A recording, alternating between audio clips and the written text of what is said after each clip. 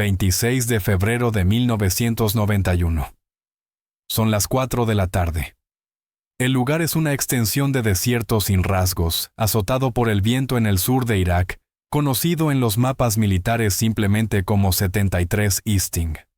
Un chamal implacable aúlla levantando un muro de arena y lluvia que reduce la visibilidad a menos de 1000 metros. Dentro de la torreta de un T-72, un comandante iraquí de la división de élite Tawakalna observa a través de sus miras ópticas. No ve más que un vacío marrón turbulento, pero no está preocupado, está confiado. Está sentado dentro de la cúspide del blindaje soviético de exportación con su unidad bien atrincherada en una postura defensiva perfecta, esperando emboscar a las fuerzas de la coalición que se aproximan. Según los asesores militares soviéticos que entrenaron a sus oficiales durante años, los estadounidenses temían profundamente las bajas y dependerían de sus pesados tanques M1 Abrams para liderar el avance. Aunque el Abrams era formidable, los soviéticos insistían en que era pesado gastón y propenso a atascarse. El vehículo que menos preocupaba a los comandantes iraquíes era el transporte de infantería estadounidense M2 Bradley. Para la mente estratégica soviética, el Bradley era una broma demasiado alto, casi 3 metros. Una silueta enorme comparada con los BMP soviéticos, revestido de aluminio. Un metal que los soviéticos ridiculizaban como inflamable. Un transporte de infantería que pretendía ser un tanque y que había pasado los años 80 siendo objeto de burla tanto en EEU como en la URSS. Lo llamaban un autobús, un blanco, un ataúd para 7 hombres. El comandante iraquí revisa su radio silencio. La tormenta de arena ofrece una cobertura perfecta. Si los estadounidenses avanzan, deben acercarse al alcance visual a quemarropa, donde el cañón de 125 metros del T-72 puede destruirlos. Entonces ocurre lo imposible. No hay sonido de motores de turbina, no hay temblor de tierra que anuncie un batallón de tanques pesados, solo una repentina y violenta estela de luz atravesando la tormenta. A 1,000 metros a su izquierda, un T-72 explota. La torreta de 12 toneladas es arrancada y lanzada al aire como un juguete. El comandante ordena a su artillero localizar el origen del disparo. Un ataque aéreo imposible con este clima. Una mina. Otra estela, otra explosión, esta vez un BMP a 200 metros a su derecha, estalla en una bola de fuego. La radio se llena de gritos. No podemos verlos. Son fantasmas. El artillero intenta girar la torreta frenéticamente buscando el fogonazo de un Abrams o la silueta de un atacante. No ve nada. El enemigo dispara desde más allá del velo de la tormenta, impactando objetivos en movimiento con precisión matemática. Entonces, comienza un golpeteo rítmico como un martillo neumático rompiendo metal tum tum tum tum. A través del periscopio, el comandante ve cientos de trazadoras saliendo de la neblina gris. No son proyectiles de tanque. Son municiones de 25 milímetros más pequeñas que la mano de un hombre, pero con tal ferocidad, que arrancan ópticas, destrozan tambores de combustible y perforan el delgado blindaje lateral de los vehículos soviéticos. Es una masacre. La invencible Guardia Republicana está siendo desmantelada por un enemigo invisible, con un arma que no comprenden. En minutos, docenas de vehículos blindados soviéticos arden mientras los pocos iraquíes que devuelven el fuego disparan a ciegas con sus proyectiles desapareciendo en la penumbra. Pero el verdadero horror no es la derrota sino la identidad del asesino. Cuando el comandante iraquí escapa de su T-72 en llamas, ahogándose en humo negro, finalmente ve la figura que emerge del polvo. No es el temible M1 Abrams. Avanzando junto a los restos ardientes de su tanque, está el autobús, el alto y cuadrado M2 Bradley de aluminio, el vehículo que los soviéticos habían ridiculizado durante años. Pasa directamente a través de la línea defensiva con la torreta girando y atacando 2, 3, 4 objetivos a la vez. ¿Cómo podía un transporte de personal ligeramente blindado destruir tanques pesados desde 3 kilómetros en visibilidad cero? ¿Cómo un vehículo ridiculizado durante una década se había convertido en el cazador más letal del campo de batalla? Para el mundo que observaba parecía una victoria milagrosa. Para los generales soviéticos que observaban desde lejos, era algo mucho peor. Era una anomalía, un fallo en la realidad. La física decía que el T-72 debía ganar ese combate. La doctrina decía que el blindaje pesado debía aplastar a la caja de aluminio. Pero las grabaciones y los informes posteriores que pronto inundarían Moscú desencadenarían una crisis silenciosa y desesperada. No era solo una batalla perdida, era una señal de que toda su comprensión de la guerra acorazada construida meticulosamente desde la década de 1940 se basaba en un error fatal. El autobús no era una broma, era un depredador, y no tenían idea de cómo funcionaba. Los primeros informes que llegaron al cuartel general del GRU en Moscú no fueron tratados como inteligencia, sino como histeria. Era marzo de 1991. La guerra terrestre en el Golfo Pérsico había durado exactamente 100 horas, y en ese abrir y cerrar de ojos el ejército iraquí, equipado, entrenado y modelado según el ejército rojo soviético, había dejado de existir como fuerza cohesionada. Para los generales soviéticos en el Ministerio de Defensa, la velocidad del colapso resultaba físicamente nauseabunda.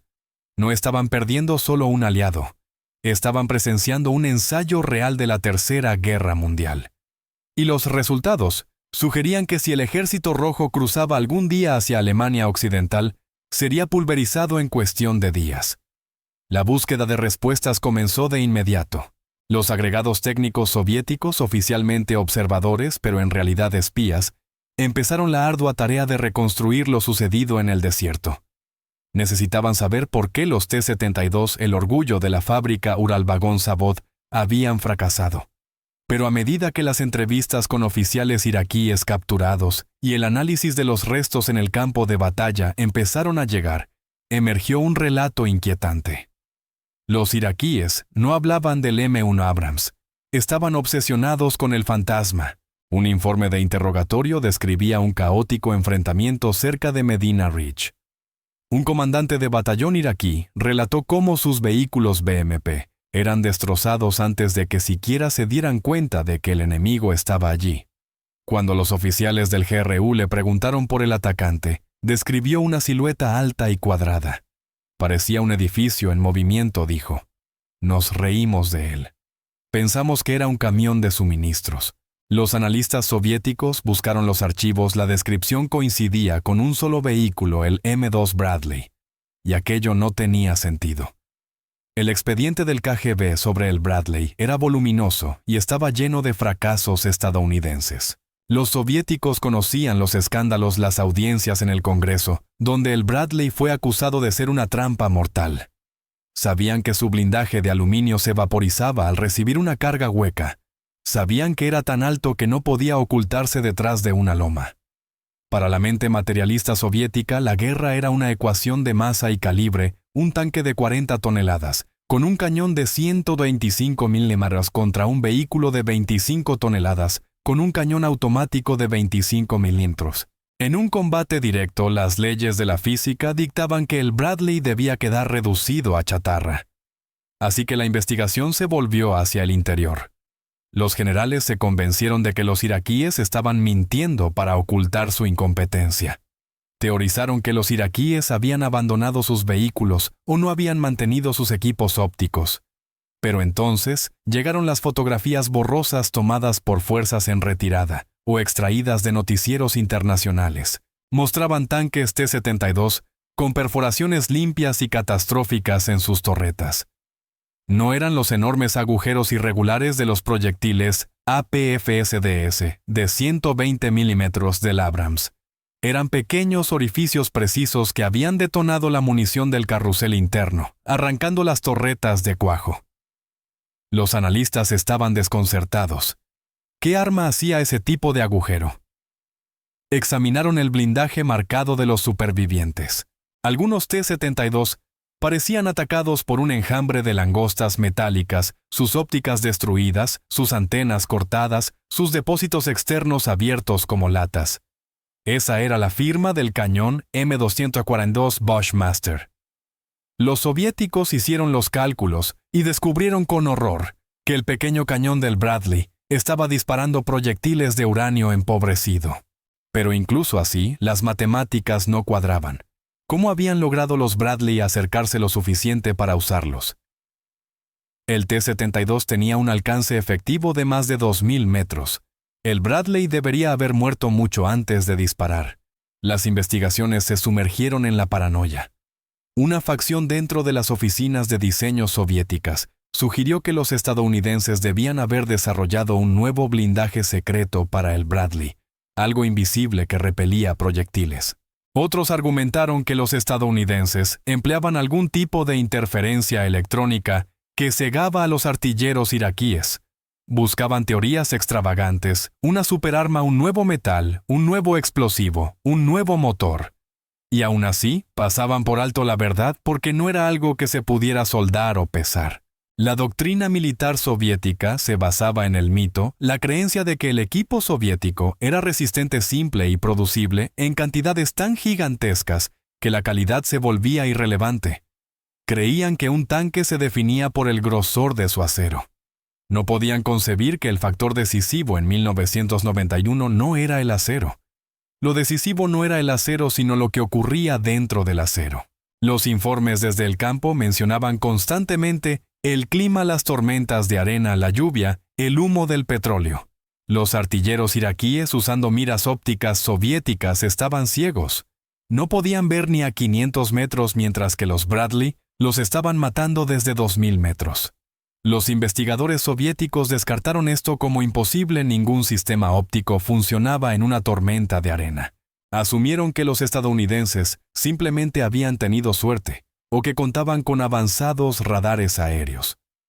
Concluyeron que la derrota había sido producto de la incompetencia árabe y de la superioridad aérea estadounidense. Redactaron informes asegurando al Kremlin que el T-72 seguía siendo superior, que el Bradley seguía siendo un autobús inflamable y que el resultado sería distinto si las tripulaciones soviéticas estuvieran al mando. Era una arrogancia fatal. Mientras los soviéticos medían el grosor del blindaje con calibres, no comprendieron que los estadounidenses habían cambiado la naturaleza misma de la visión. El misterio no era un cañón más grande. El misterio era que los estadounidenses habían encendido la luz en una habitación oscura, mientras los soviéticos aún buscaban una cerilla. Mientras los analistas del GRU en Moscú perseguían sombras y elaboraban teorías conspirativas sobre señales fantasma, la respuesta estaba a la vista. Había sido desarrollada años antes no en un búnker, sino en los laboratorios de Texas Instruments y Hughes Aircraft. Los soviéticos tenían razón en una cosa: el M2 Bradley fue un hijo problemático. Durante su desarrollo en los años 80 fue un desastre político, excedió el presupuesto, excedió el calendario y fue objeto de burlas constantes. Los críticos lo llamaban una trampa mortal rodante, porque su blindaje de aluminio apenas podía detener una ametralladora pesada. Pero mientras los políticos discutían sobre el espesor del blindaje, otro grupo de ingenieros estadounidenses estaba revolucionando silenciosamente la forma de hacer la guerra. No se centraban en sobrevivir a un impacto, sino en garantizar que el enemigo nunca tuviera la oportunidad de disparar. El arma secreta del Bradley no era un cañón, era un ojo de vidrio, la unidad de mira integrada, el ISU. Dentro de esa caja aparentemente simple en la torreta, había una tecnología que la Unión Soviética simplemente no podía producir en masa: el visor térmico AVS-2. Para entender por qué este era el factor imposible, hay que comprender cómo veía el mundo la Unión Soviética. En 1991 su tecnología de visión nocturna dependía casi por completo de la intensificación de luz, amplificando la luz tenue de las estrellas y la luna. Si había oscuridad total o una tormenta de arena bloqueando la luz, las miras soviéticas eran inútiles. También usaban infrarrojo activo, lo que requería encender un foco infrarrojo, un faro gigante invisible al ojo humano, pero perfectamente visible para otras miras. Encenderlo era suicida, revelaba la posición a todos. Las miras térmicas estadounidenses eran distintas. Eran pasivas, no necesitaban luz. Detectaban la radiación térmica emitida por los objetos. Esto era una pesadilla para los soviéticos. Un T-72 es un motor gigantesco envuelto en acero irradiando calor como un horno. Incluso apagado, el acero conserva el calor del sol del desierto más tiempo que la arena. Para un artillero dentro de un Bradley, mirando a través del visor térmico, la oscuridad no existía. La tormenta de arena segadora en 73 Easting no existía. La radiación térmica atraviesa polvo y humo con facilidad. Mientras el comandante iraquí veía una pared de arena marrón, el artillero estadounidense veía la nítida silueta blanca y caliente de un tanque. Era como disparar a peces en un barril. Las tripulaciones del Bradley podían ver la firma térmica de la cabeza de un soldado iraquí a cientos de metros o la columna de escape de un T-72 a 3 kilómetros. Pero ver al enemigo era solo la mitad de la ecuación, aún había que matarlo. Y un cañón de 25 milímetros, por rápido que fuera, no podía penetrar el blindaje frontal de un tanque principal. Aquí entraba la segunda parte de la solución estadounidense, la que los soviéticos habían desestimado como un truco. En el lateral de la torreta del Bradley había una caja rectangular que parecía maleta el lanzador Taube, un misil guiado por cable y rastreo óptico. Los soviéticos conocían los misiles antitanque, pero los veían como armas defensivas para infantería. No comprendían cómo los estadounidenses los habían integrado. El Bradley no era un autobús, era una plataforma de francotirador. El misil Taube llevaba una ojiva capaz de perforar 30 pulgadas de acero, y gracias a la mira térmica, el artillero del Bradley podía guiar el misil incluso en visibilidad cero.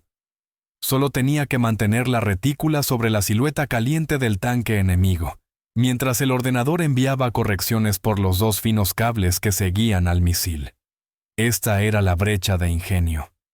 Los soviéticos construían tanques para pelear a golpes cuerpo a cuerpo con otros tanques.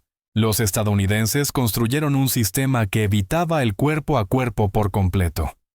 El M2 Bradley había sido diseñado bajo una filosofía ajena a la mente soviética: la información es munición. Si puedes ver al enemigo cuando él no puede verte a ti, el grosor de su blindaje es irrelevante. El calibre de su cañón es irrelevante, ya está muerto. El misterio que destruía al ejército iraquí no era magia, sino la aplicación implacable del silicio sobre el acero. Los estadounidenses habían llevado una computadora a una pelea de cuchillos.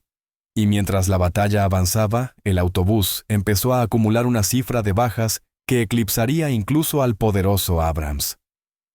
Con el tiempo, el polvo se asentó en el desierto iraquí. Los incendios de petróleo se apagaron, los prisioneros fueron procesados y los restos fueron retirados. Pero en Moscú, el verdadero ajuste de cuentas apenas comenzaba. Durante meses, el Estado Mayor soviético había esperado los informes detallados de poscombate.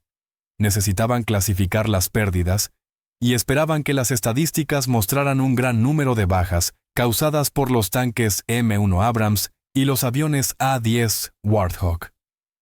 Se preparaban para analizar combates tanque contra tanque para ver dónde había fallado el T-72 frente a su homólogo estadounidense. Entonces llegaron los números finales al escritorio del ministro de Defensa.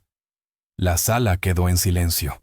Los datos eran innegables, corroborados por múltiples fuentes y confirmados por los propios registros publicados de Estados Unidos: el M2 Bradley, el autobús, el ataúd rodante, el chiste de la infantería, había destruido más vehículos blindados iraquíes que el tanque principal M1 Abrams. No era una anomalía estadística, era una absurda aberración militar. Para los generales soviéticos, era como si una flota de camiones de reparto hubiera hundido un escuadrón de acorazados. Contradecía todo lo que se les había enseñado sobre la guerra desde Kursk en la década de 1940. La realización les golpeó como un puñetazo físico. Los estadounidenses no solo habían construido un mejor tanque, habían hecho obsoleto el concepto entero del duelo de blindados. El momento decisivo llegó cuando los analistas superpusieron los rangos de combate en un mapa. Descubrieron que en muchos sectores, los T-72 iraquíes habían sido destruidos antes de saber siquiera que la batalla había comenzado. El T-72 tenía un alcance efectivo teórico de unos 2.000 metros, pero en condiciones reales de noche, o entre humo, eso caía por debajo de los 1.000 metros. El misil Taube del Bradley tenía un alcance de 3.750 metros. La matemática era aterradora. El Bradley podía situarse a casi 4 kilómetros completamente invisible para las ópticas soviéticas y guiar un misil por cable directamente a la torreta de un tanque soviético. El misil tardaba casi 20 segundos en recorrer esa distancia, 20 segundos en los que la tripulación soviética estaba viva, respirando buscando amenazas, sin saber que ya estaban muertos. Los generales soviéticos comprendieron que habían construido un ejército de luchadores miopes para combatir a un ejército de francotiradores de largo alcance. La brecha de blindaje no importaba el calibre del cañón, no importaba los tanques soviéticos morían antes de poder cargar sus armas. La humillación se profundizó cuando la dirección técnica del KGB admitió el estado real de su propia tecnología. Intentaron replicar las miras térmicas estadounidenses y fracasaron. La industria electrónica soviética, rezagada décadas detrás de Occidente, simplemente no podía producir los sensores de telururo de mercurio-cadmio necesarios para la imagen térmica de alta resolución. Podían construir cascos de acero pesados, pero no los ojos de vidrio. La desesperación se apoderó del sistema. La respuesta soviética no fue la innovación, sino un intento frenético de poner parches a una herida mortal. Al no poder igualar la visión estadounidense, intentaron cegarla. Esto llevó al desarrollo apresurado de sistemas de protección activa de soft kill, como el Shtora. En los modelos posteriores de tanques soviéticos y rusos, pueden verse dos ojos rojos brillantes. En la parte frontal de la torreta para los no iniciados, parecen focos IR. Pero en realidad son interferidores electro-ópticos, diseñados para detectar láseres o señales de seguimiento de misiles como el TOW, y confundir el sistema de guiado estadounidense. Era una admisión de derrota, una confesión tecnológica que decía: «No podemos verte. No podemos dispararte a esta distancia. Por favor, no nos golpees». Pero incluso estas contramedidas eran inútiles ante la evolución del Bradley. Los estadounidenses ya avanzaban hacia misiles dispara y olvida y municiones de ataque superior. Los generales soviéticos observaron cómo su enorme inversión en 50,000 tanques, el puño de hierro destinado a atravesar la brecha de Fulda, se convertía en chatarra bajo un vehículo que esencialmente era un taxi glorificado con un telescopio. La risa había terminado. El autobús había atravesado el corazón mismo de la doctrina militar soviética y no dejó más que escombros a su paso. La Guerra Fría estaba terminando no con un estallido nuclear, sino con el silencioso resplandor verde de un monitor térmico, observando un T-72 arder en la oscuridad. El recuento final no era solo una estadística, era una elegía para una superpotencia. Cuando finalmente se despejó el humo sobre la autopista de la muerte y los búnkeres enterrados de la línea Saddam, las cifras fueron compiladas en un informe que aún hoy se conserva en los archivos militares. El M2 Bradley, la caja de aluminio que los críticos decían que ardería al primer signo de peligro, había destruido más blancos blindados que el tanque M1 Abrams. La disparidad era grotesca. Solo en la batalla de 73 Easting, el segundo regimiento de caballería acorazada encabezado por los Bradley destruyó casi 50 tanques iraquíes y docenas de transportes blindados en cuestión de minutos.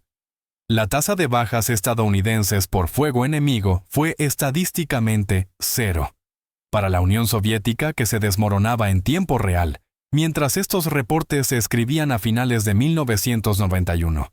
Aquello fue el último clavo en el ataúd ideológico. La lección del Bradley no era que los estadounidenses hubieran construido un vehículo mejor, sino que las métricas del poder habían cambiado de forma fundamental.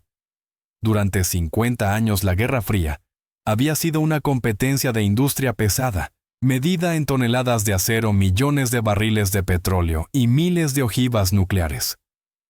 Los soviéticos dominaban ese juego, podían fundir las mayores torretas y forjar los cascos más resistentes.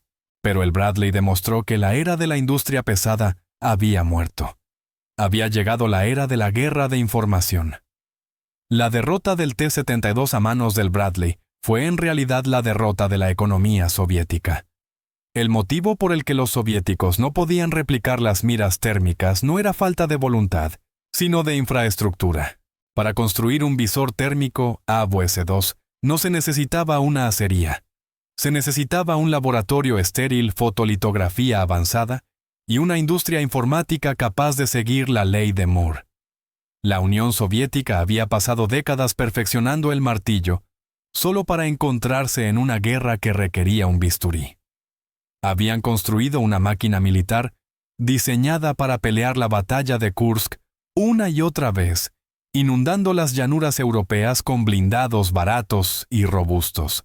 El Bradley demostró que un solo microchip guiando un misil de 20 libras podía detener aquella oleada en seco. El impacto psicológico en el estamento militar ruso persiste hasta hoy. En la doctrina militar rusa moderna pueden verse los fantasmas de 1991, su obsesión con la guerra asimétrica, la modernización desesperada de sus suites de guerra electrónica y su dependencia en armas nucleares tácticas para compensar debilidades convencionales. Todo proviene del trauma de ver su blindaje invencible desmantelado por un simple transporte de tropas. El M2 Bradley nunca fue un vehículo perfecto, siguió siendo controvertido, costoso de mantener y vulnerable a IEDs en conflictos posteriores como la ocupación de Irak. Pero en el contexto de la Guerra Fría fue la vindicación definitiva de la filosofía tecnológica occidental. Demostró que el autobús no era un compromiso, sino un carro de guerra del futuro. Al caer el sol sobre la era de la Guerra Fría, la imagen que perdura no es un hongo nuclear, ni las columnas de soldados en la Plaza Roja, sino ese tramo solitario de desierto en 1991. Imagina el silencio después del tiroteo. El viento sigue aullando. Los T-72 arden dispersos en el horizonte como hogueras, sus torretas enterradas en la arena. Y avanzando entre ellos, silencioso y letal, está el M2 Bradley. Los comandantes en su interior no miran por las ventanas, miran pantallas verdes. Escanean el espectro electromagnético viendo un mundo que el enemigo jamás supo que existía. Los generales soviéticos se rieron del autobús, pero como la historia demuestra una y otra vez, quien ríe, último ríe porque es el único que queda.